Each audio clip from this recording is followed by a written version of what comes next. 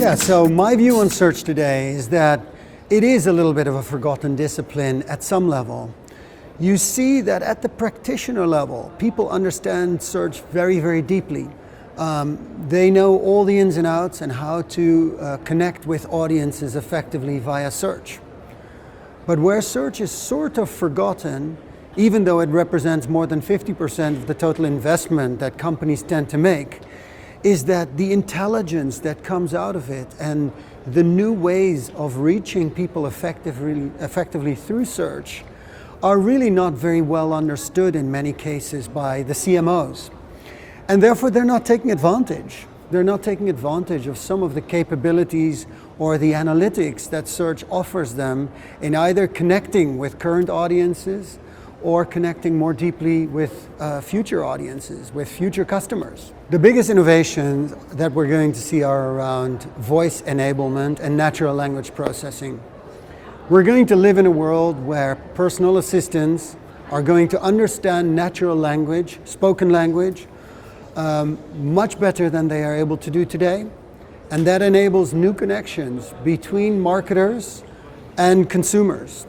And so marketers need to think about, in that world where bot-enabled consumer or communication services are going to be a new way of interacting with consumers, how am I going to play in that new world?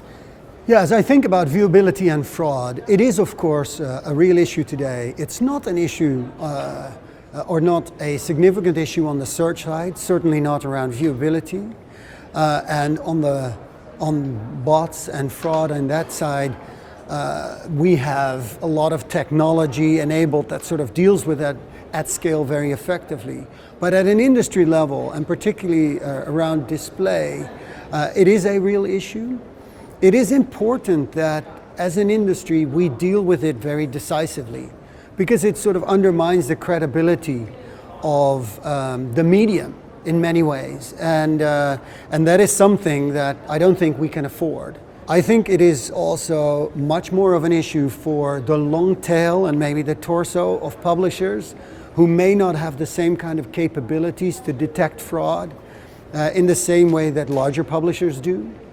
And it is the issue of viewability. I think the industry as a whole has developed a set of standards around viewability, and I think it's probably a good idea for everybody to try and adhere to those standards as best as they possibly can. A lot of times the fraud problem is over-dramatized. And the reason for that is because you got a lot of people who make money trying to prevent it. So the reality is fraud is a concern.